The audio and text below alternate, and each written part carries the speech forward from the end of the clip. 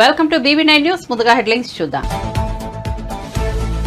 ఈ ఉదయమే print and stationery commissioner గా బాధ్యతలు చేపట్టిన ఏబీ. సాయంత్రానికి రిటైర్మెంట్ శుభాకాంక్షలు తెలిపిన ద్వారకా తిరుమలరావు పట్టాభి.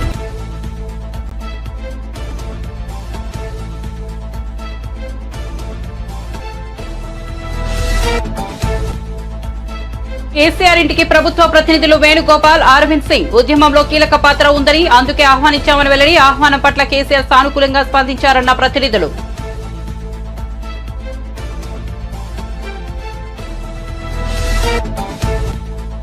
ఏపీ ప్రభుత్వ సలహాదారు సజ్జలపై కేసు నమోదు. నిబంధనలు పాటించే వాళ్లు కౌంటింగ్ ఏజెంట్గా అవసరం లేదన్న సజ్జల వ్యాఖ్యానించారంటూ వార్తలు. సజ్జలపై టీడీపీ నేత దేవినేని ఉమా, లాయర్ గూడపాటి లక్ష్మీనారాయణ ఫిర్యాదు. సజ్జలపై తాడేపల్లి పోలీసులు కేసు. ధ్యానంలో ప్రధాని మోదీ. తమిళనాడులోని కన్యాకుమారి పర్యటనకు వెళ్లిన మోదీ ఇక్కడి రాక్ మెమోరియల్ వద్ద 45 గంటలు ధ్యానం చేయమన్న ప్రధాని. ధ్యానానికి ముందు భగవతి అమ్మ ఆలయంలో మోదీ ప్రత్యేక పూజలు.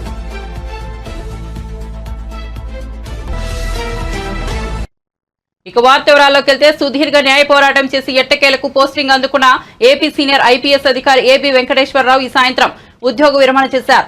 క్వాట్ ఉత్తర్వులను సమర్థిస్తూ ఏపీ హైకోర్టు తీర్పు ఇచ్చిన నేపథ్యంలో ఏపీ ప్రభుత్వం ఏబీ వెంకటేశ్వరరావుకు పోస్టింగ్ ఇస్తుందా లేదా అనే ఉత్కంఠ ఈ ఉదయం వరకు కొనసాగింది. ఎందుకంటే ఏబీ వెంకటేశ్వరరావు మే 31 పదవి విరమణ చేయాల్సి ఉంది. అయితే ఆయనకు రాష్ట్ర ప్రభుత్వం ప్రింట్ అండ్ స్టేషనరీ కమిషనర్ గా పోస్టింగ్ ఇవ్వడంతో ఉత్కంఠకు తెరపడింది. ఈ ఉదయం విజయవాడలోని ముత్యాలంపాడు గవర్నమెంట్ ప్రెస్ లో ఏబీ వెంకటేశ్వరరావు కమిషనర్ గా బాధ్యతలు స్వీకరించారు. సాయంత్రానికి అదే హోదాలో గౌరవప్రదంగా ఉద్యోగ విరమణ చేశారు. పదవి విరమణ చేసిన ఏబీ వెంకటేశ్వరరావుకు APSRTC MD Dwaraka Tirumala Rao, TDP నేత పట్టాభి తదితరులు శుభాకాంక్షలు తెలిపారు.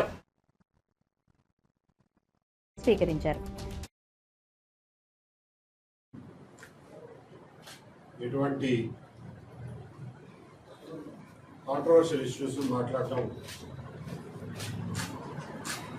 సరికాదు. కాబట్టి పోస్టింగ్ ఆర్డర్స్ వచ్చాయి, జాయిన్ అయ్యాను, అంతవరకే పరిగెత్తుకోదాం. ప్రస్తుతం ఇన్నాళ్ళు నాతో ఉండి నాకు తోడుగా ఉండి ధైర్యం చెప్పి వెన్నంటి ఉన్న మిత్రులు, శ్రేయోభిలాషులు అందరికీ నేను ఎప్పటికీ రుణపడి ఉంటాను.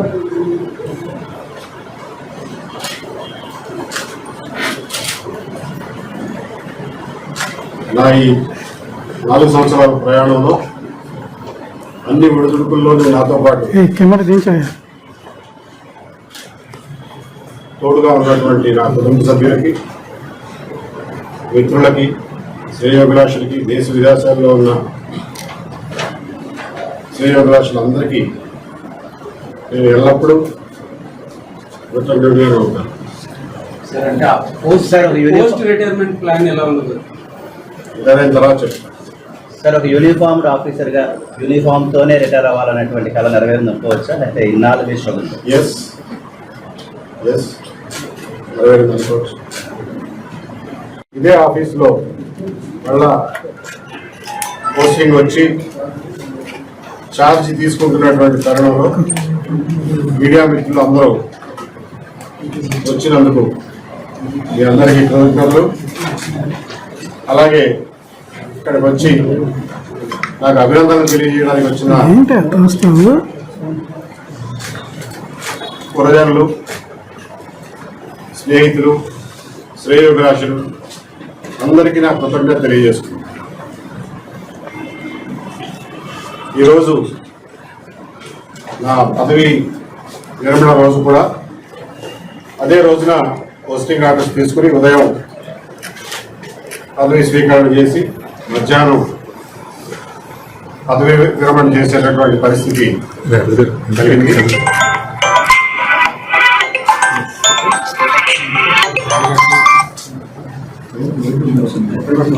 దీనికి కారణాలు ఏమైనప్పటికీ కూడా all is well that ends well. Thank you very much.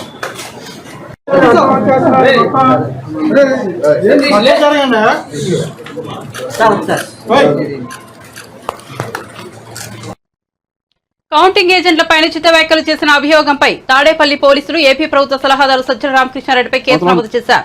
నిబంధనలు పాటించే వాళ్ళు కౌంటింగ్ ఏజెంట్లకు అవసరం లేదని ఇటీవల సజ్జల వ్యాఖ్యానించినట్లుగా వార్తలు వచ్చాయి. ఆయన కామెంట్స్ పై టీడీపీ నేత దేవినేని ఉమా, న్యాయవాది గూడపాటి లక్ష్మీనారాయణ గురువారం చేసిన ఫిర్యాదు మేరకు శుక్రవారం పోలీసులు కేసు నమోదు చేశారు. తెలంగాణ రాష్ట్ర దశాబ్ది ఉత్సవాలకు బీఆర్ఎస్ అధినేత కేసీఆర్ ను కాంగ్రెస్ ప్రభుత్వం ఆహ్వానించింది. ఈ మేరకు సీఎం రేవంత్ రెడ్డి ఆదేశాలతో నందినగర్లోని కేసీఆర్ ఇంటి ప్రభుత్వ ప్రతినిధులు వేణుగోపాల్, అరవింద్ సింగ్ వెళ్లారు. ఆవిర్భావ వేడుకలకు ఆయన ఆహ్వానించిన అనంతరం కేసీఆర్ నివాసం బయట వారు మీడియాతో మాట్లాడుతూ ఆహ్వాన పత్రికను అందించడంతో పాటు కేసీఆర్ కు సీఎం రేవంత్ రెడ్డి రాసిన లేఖను కూడా అందించినట్లు చెప్పారు. ఉద్యమంలో కేసీఆర్ పాత్ర ఉందని అందుకే ఆహ్వానించినట్లు చెప్పారు. ఆహ్వానం పట్ల కేసీఆర్ సానుకూలంగా స్పందించారని తెలిపారు. ముఖ్యమంత్రి ఆదేశాలతో ఉద్యమ నేతగా ఆయనను ఆహ్వానించామన్నారు. ఈ వేడుకలో కేసీఆర్ భాగస్వాములు అవుతారని భావిస్తున్నట్లు చెప్పారు. కాగా విపక్ష నేతగా ఉద్యమ భాగస్వామిగా కేసీఆర్ ను ఆహ్వానిస్తున్నట్లు ప్రభుత్వం వెల్లడించింది. చెప్పడం జరిగింది. వారు వస్తారు వారు అనేటువంటిది ఇంత పెద్ద సందర్భము. ఆ రోజు శ్రీమతి సోనియా గాంధీ గారు ఇన్నేళ్ల కళని సాకారం చేసి తెలంగాణ ఇచ్చినటువంటి తల్లి కూడా ఈ ప్రోగ్రాంలో పార్టిసిపేట్ అవుతూ ఉంది.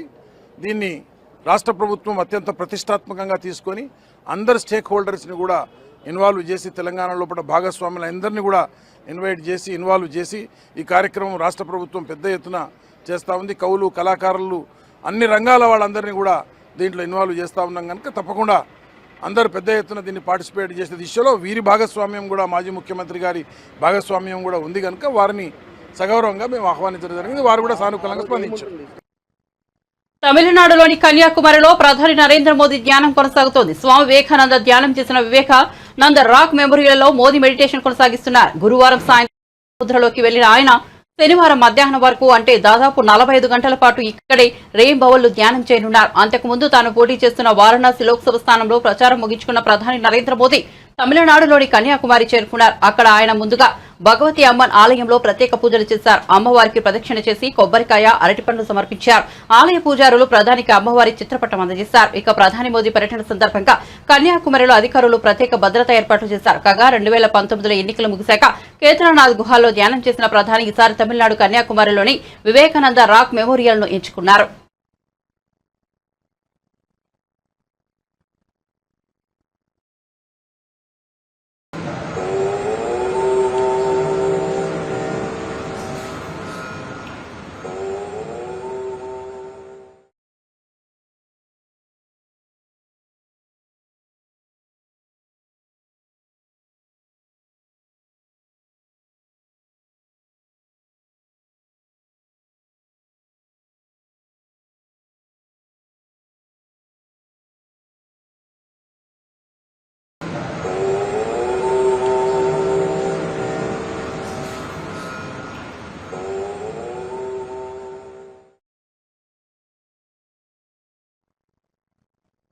కేసీఆర్ పై దుష్ప్రచారం చేస్తున్న పలు మీడియా ఛానళ్లపై బీఆర్ఎస్ పార్టీ ఫిర్యాదు చేసింది.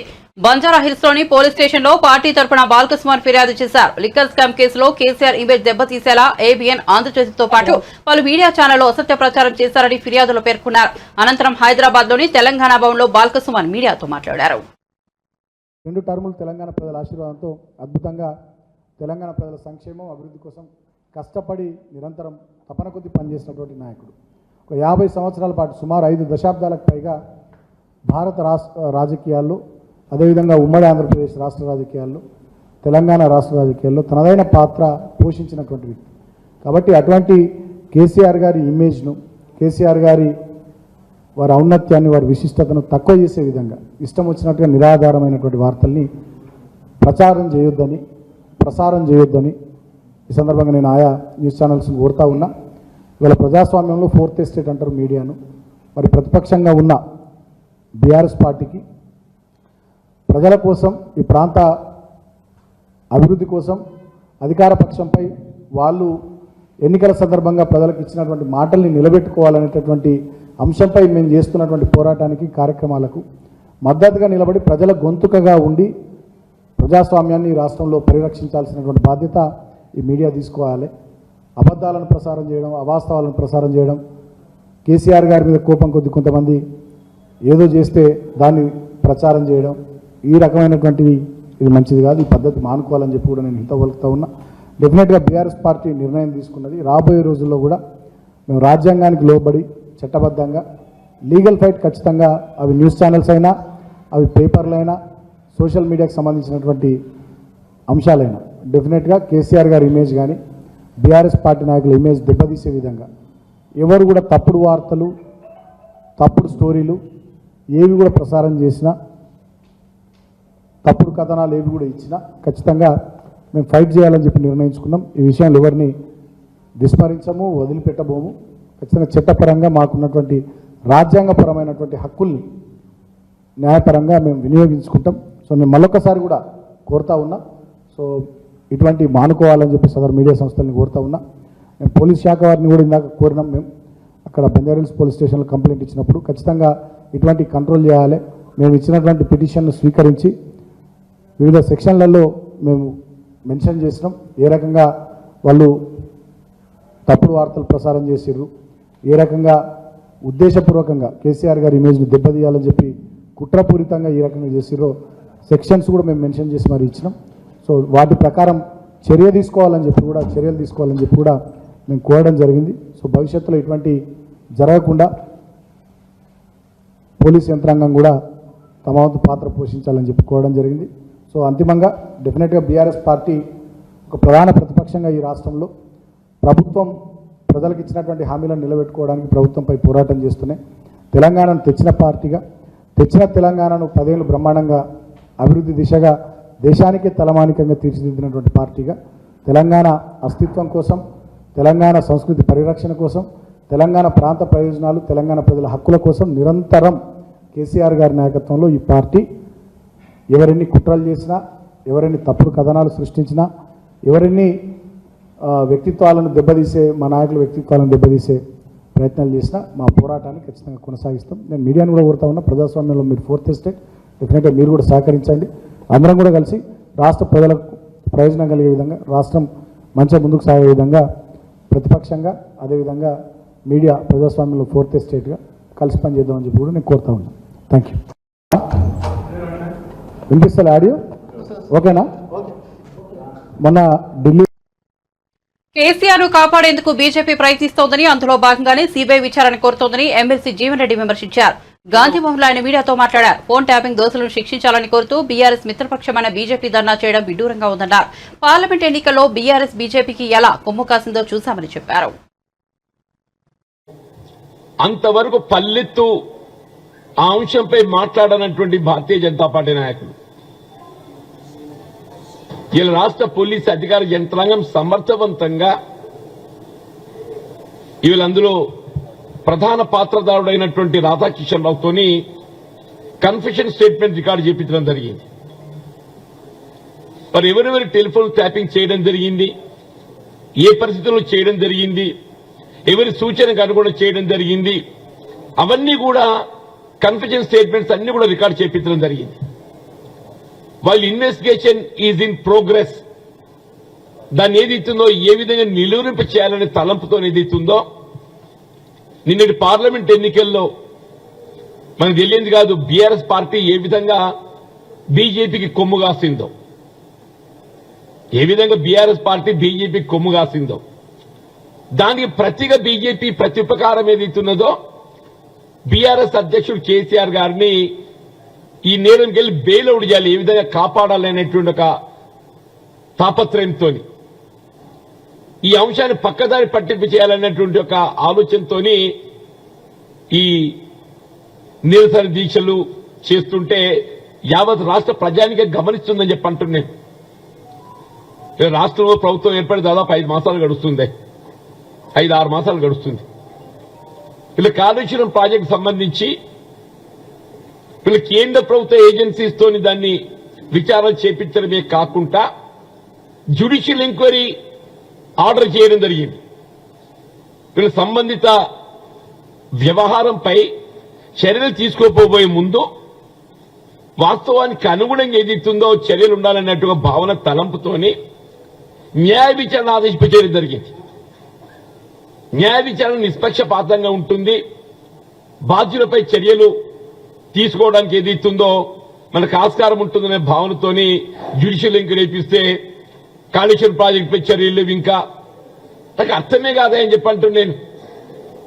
నువ్వు ఎంతవరకు సిబిఐని ఏదైతుందో ఇలా భారతీయ జనతా పార్టీ ఇవాళ ఒక వాళ్ళ ఏజెన్సీగా మరల్చుకునే ఒక భావంతో ఏమనంటే సిబిఐ ఎన్ఫోర్స్మెంట్ డైరెక్టరేట్ నేరం ఆపాదించాలి, లొంగ తీసుకోవాలి, పార్టీలో కలుపుకోవాలి అంటే వాస్తవాన్ని గమనించాలని చెప్పంటున్నాను నేను. ఇలా మీరు కేసీఆర్ ను ఈ టెలిఫోన్ ట్యాపింగ్ తప్పించాలని చెప్పని ఎన్ని కుట్రలు కుతంత్రాలు చేసినా గానీ కేసీఆర్ తప్పించడం మీ తరం కాదు అని చెప్పంటున్నాడు. కేసీఆర్ నిండా పూరుకుపోయిండు, అందులో టెలిఫోన్ ట్యాపింగ్ వ్యవహారంలో కేసీఆర్ నిండా పూరుకుపోయిండు. ఆయన కాపాడడం మీ తరం కాదు కదా, ఇవ్వడు తరం కాదు అని చెప్పంటున్నాను నేను. కేసీఆరే కాదు ఆయన ప్రభుత్వంలో ఆయనకు దీనికి అనుబంధంగా ఎవరెవరు ఉన్నా కానీ అందరినీ వెలికి తినదొద్దని చెప్పంటున్నాను.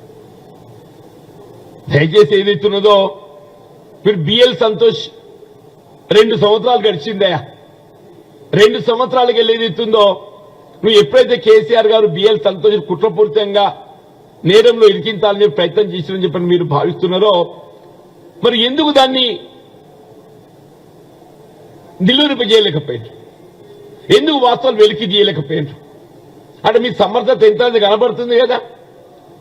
ఇవాళ ఏదైతున్నదో ఇవాళ భారతీయ జనతా పార్టీ కేంద్ర ప్రభుత్వ సమర్థత ఎంత అనేది కనబడుతుందని చెప్పి అంటున్నా. స్వయంగా మీ అధినాయకుడిని కేసులో ఇరికించే ప్రయత్నం చేయడం జరిగింది కుట్రపూరితంగా అని చెప్పని మీరు ఎప్పుడైతే భావిస్తున్నారో ఆ కుట్రలు ఛేదించి వైఎస్ జగన్మోహన్ రెడ్డి మరోసారి ముఖ్యమంత్రి కాబోతున్నారనే దుగ్ధతో రామోజీరావు పచ్చబీడి అసైడ్ భూములపై రాతలు రాస్తున్నారని రాష్ట్ర సాంఘిక సంక్షేమ శాఖ మంత్రి మేరుగ నాగార్జున మండిపడ్డారు. ఆయన గురువారం తాడేపల్లిలోని వైఎస్ఆర్సీపీ కేంద్ర కార్యాలయంలో మీడియాతో మాట్లాడుతూ దళితులకు వారి భూములపై హక్కులు కల్పించాలని సీఎం జగన్ చట్టం తెచ్చారని, అది కూడా 2003కు ముందే ఉన్న భూములపైనే హక్కులు కల్పించారని తెలిపారు. ఇదంతా పారదర్శకంగానే చేశారన్నారు. దాడులు, అఘాయిత్యాలు, అమానుషాలు వైఎస్ఆర్ కాంగ్రెస్ పార్టీ కేడర్ మీద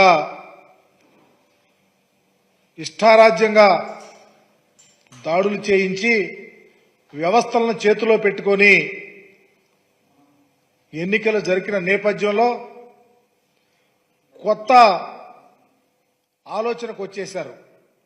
వైఎస్ఆర్ కాంగ్రెస్ పార్టీ అధికారంలోకి వచ్చేస్తుంది, ఏదో ఒక రకంగా గుడ్డగాల్చి నెత్తినేయాలా, పార్టీని కానీ నాయకులు కానీ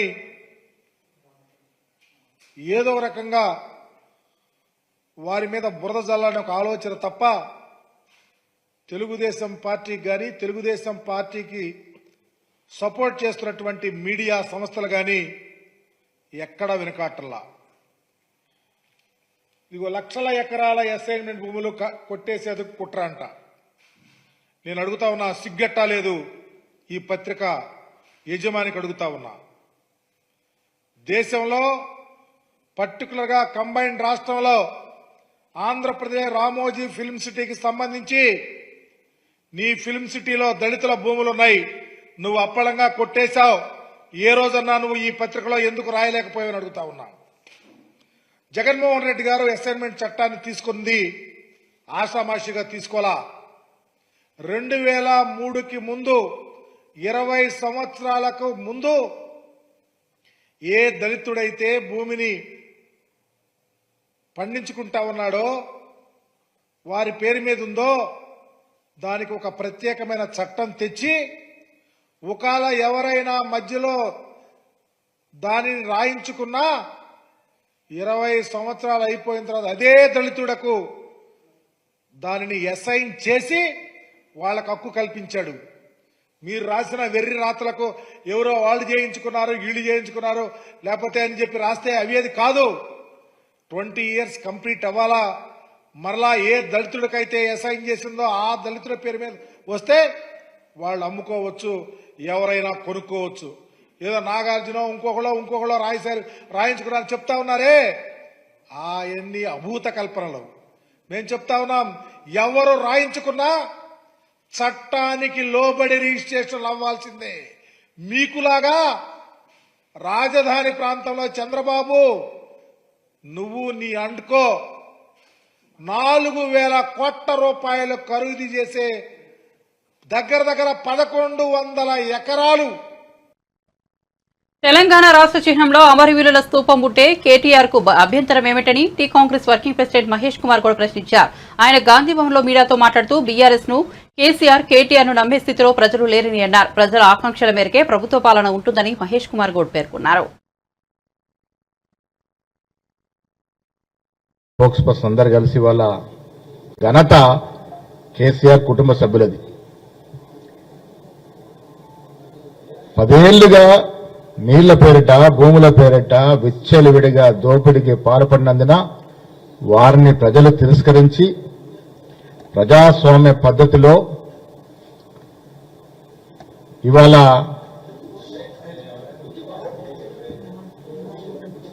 కాంగ్రెస్ పార్టీని తెలంగాణ ప్రజలు గెలిపించినారు. దానికి కారణం ఏంటంటే వారు చేసిన దోపిడీ ఇంత అంత కాదు. ఆ దోపిడీకి నిరసనగా ప్రజలు ఓట్లేసి ఇలా కాంగ్రెస్ పార్టీని గెలిపించినారు.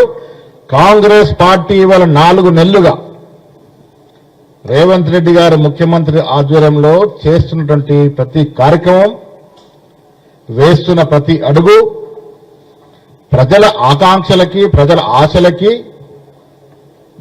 1969 ఇప్పటి వరకు తెలంగాణ ప్రజలు నిజమైన తెలంగాణ వాదులు ఏది కోరుకున్నారో ఆ దశగా అడుగులు పడుతున్న ఈ తరుణంలో కేటీఆర్ ఇతర టీఆర్ఎస్ నాయకులు రోడ్ల మీదకి వచ్చి హంగామా చేసే ప్రయత్నం చేస్తా ఉన్నారు. తెలంగాణ ప్రభుత్వ చిహ్నం దాంట్లో కొంత మార్పులు చేర్పులు చేయాలనే ఆలోచన రేవంత్ రెడ్డి గారి ప్రభుత్వం చేసినప్పుడు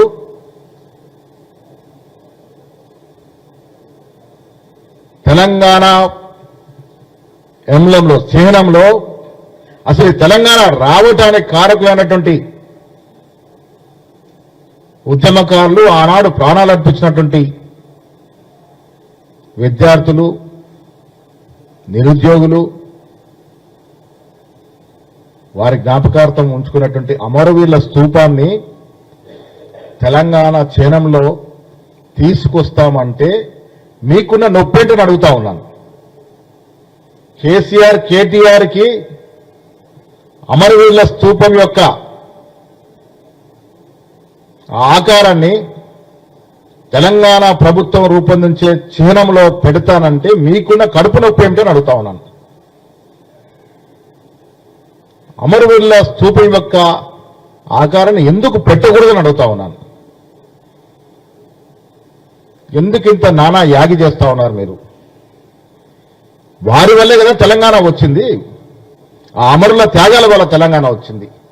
ఆ అమరులు స్మరించుకునే విధంగా ఆ అమరుల స్తూపాన్ని తెలంగాణ చిహ్నంలో జత చేస్తే మీకున్న నొప్పేంటి, బాధ ఏంటి? ఎందుకింత నానా యాగి మీరు చేస్తా ఉన్నారన్న మాట అడుగుతా ఉన్నాను. దీని కారణం మాకు అర్థమవుతుంది ఏంటంటే అమరవీరుని స్మరించుకుంటే ఇప్పటి వరకు చేవెళ్ల బీజేపీ ఎంపీ అభ్యర్థి కొండా విశ్వేశ్వరరెడ్డి కీలక వ్యాఖ్యలు చేశారు. శుక్రవారం ఆయన మీడియాతో మాట్లాడుతూ 2017 కంటే ముందు నుంచే ఫోన్ వ్యవహారం నడుస్తోందని కీలక ఆరోపణలు చేశారు. ఈ విషయంలో బీఆర్ఎస్ పార్టీని డిజాల్వ్ చేయాలని ఈసీకి లేఖ రాస్తా అని కీలక ప్రకటన చేశారు. ఫోన్ ట్యాపింగ్ వ్యవహారంలో సీఎం రేవంత్ రెడ్డి కూడా బాధితులే అని గుర్తు చేశారు.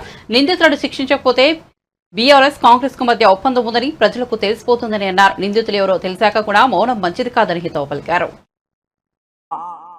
దీని మీద మా హక్కే ఉండని అది వాళ్లకు నెత్తిలకెక్కిపోయింది.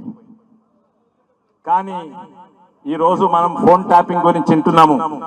అది నిన్న మొన్న కాదు, అది 2017 కంటే ముందు నుంచే జరుగుతున్నది. అప్పుడే వాళ్ళు ఫోన్ ట్యాపింగ్ ద్వారా మరి ఎన్నో సర్వేల ద్వారా అప్పుడే తెలిసిపోయింది ఏంటంటే టిఆర్ఎస్ పార్టీ ఓడిపోతుంది. అందుకే ఎంతో మందిని హింసించిండ్రు, ఎంతో మందిని బైండ్ ఓవర్లు చేసిండ్రు, ఫోన్ ట్యాపింగ్లు చేసి అది కూడా ఎట్టి పరిస్థితులు ఓడిపోతామని మొట్టమొదటి తెలంగాణ ప్రభుత్వము 5 ఏళ్లు కూడా పాలించలేకపోయినరు. అది ముందస్తు ఎలక్షన్స్ పెట్టుకున్నారు ఆ భయానికి.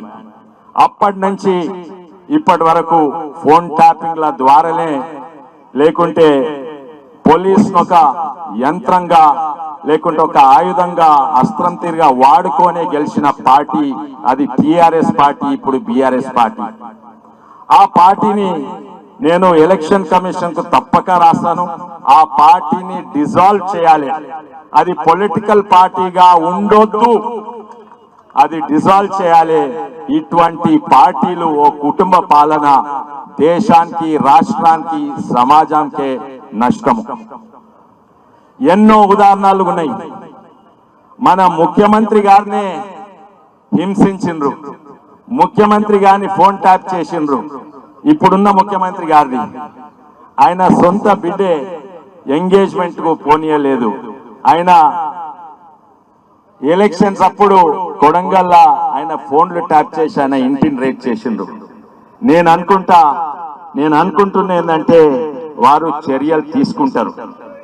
సిబిఐ ఎంక్వైరీ కూడా అవసరం లేరు వారు అనుకుంటే, కానీ ఎందుకు తీసుకుంటలేరు?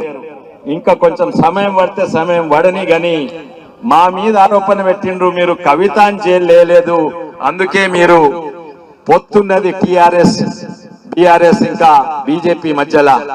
ఇప్పుడు ప్రజలు అనుకోరా మీకు కూడా పొత్తుంది, అందుకే అసలుకు మెయిన్ నిందితుడు ఎవరు? వాడుకున్న పోలీస్ కాదు, ఇది సీఎం గారి కుమారుడే వాడుకున్నారు. వాళ్ళే A1 చేయాలని నేను అనుకుంటున్నాను. ఇవి మీకు ఇంకా సమయం ఉన్నది, వీరి మీద చర్యలు తీసుకోవాలి. ఇంకోటి ఏంటంటే తిరుమల శ్రీవారిని కేంద్ర హోంమంత్రి అమిత్ షా శుక్రవారం దర్శించుకున్నారు. ఆయనకు టీటీడీ ఈవో ధర్మారెడ్డి, ఆలయ అర్చకులు మర్యాదలతో స్వాగతం పలికారు. అనంతరం గర్భాలయంలోకి వెళ్లిన అమిత్ షా స్వామివారిని దర్శించుకుని మొక్కులు చెల్లించారు. దర్శనానంతరం అమిత్ షాకు రంగనాయకుల మండపంలో పండితులు ఆశీర్వచనం చేశారు. ఈవో ధర్మారెడ్డి స్వామివారి తీర్థ ప్రసాదాలు, చిత్రపటాన్ని అందజేశారు.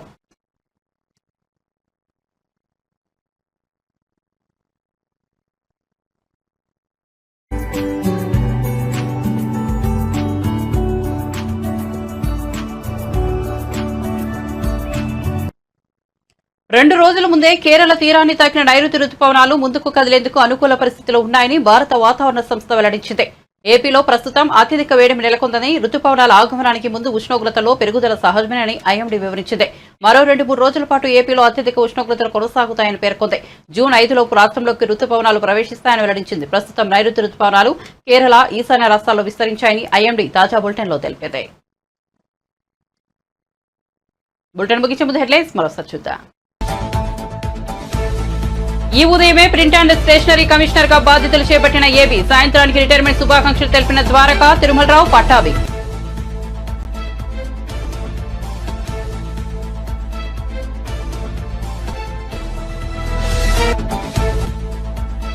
కేసీఆర్ ఇంటికి ప్రభుత్వ ప్రతినిధులు వేణుగోపాల్, అరవింద్ సింగ్ ఉద్యమంలో కీలక పాత్ర ఉందని, అందుకే ఆహ్వానించామని వెల్లడి. ఆహ్వానం పట్ల కేసీఆర్ సానుకూలంగా స్పందించారన్న ప్రతినిధులు.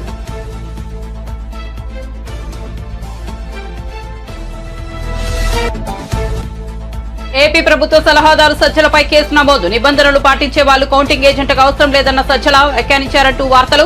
సజ్జలపై టీడీపీ నేత దేవినేని ఉమా, లాయర్ గూడపాటి లక్ష్మీనారాయణ ఫిర్యాదు. సజ్జలపై తాడేపల్లి పోలీసులు కేసు. ధ్యానంలో ప్రధాని మోదీ. తమిళనాడులోని కన్యాకుమారి పర్యటనకు వెళ్లిన మోదీ ఇక్కడి రాక్ మెమోరియల్ వద్ద 45 గంటలు ధ్యానం చేయమన్న ప్రధాని. ధ్యానానికి ముందు భగవతి అమ్మ ఆలయంలో మోదీ ప్రత్యేక పూజలు.